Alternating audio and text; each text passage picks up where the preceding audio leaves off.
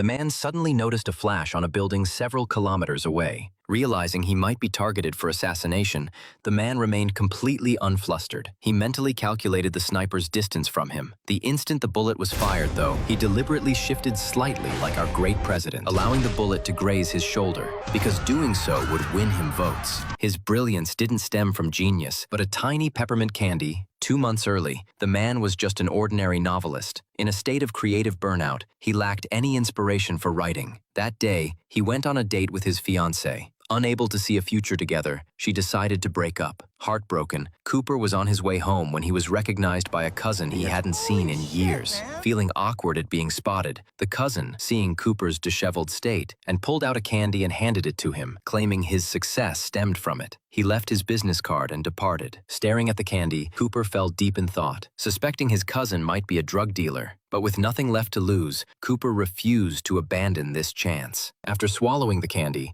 Cooper felt nothing happened. Cooper went home disappointed. Owing months of rent, he encountered his landlord. Facing pressure from the landlord, unable to face her and turned away, only to see his own reflection from 30 seconds prior. Suddenly, Cooper felt dizzy, then sensed his entire being shift. Surroundings sharpened into clarity. Every faint sound became audible. Just a single glance at the books in his landlord's backpack triggered his brain to retrieve memories of that very volume, even deducing she was studying law and anxious over an unfinished thesis. How do you know I'm in law school? You're a creep, aren't you? You've been following me. To resolve the predicament, Cooper offered to complete her paper for her. The landlord instantly perked up. What happened next is that he finished the paper in just one class period and casually handled the landlord too. Back home, staring at his pigsty of an apartment, Cooper instantly calculated the most efficient cleaning method and scrubbed the place spotless. No sooner had he plopped down on the couch to rest than inspiration struck, and he began writing a novel. From struggling to write a single chapter for half a year,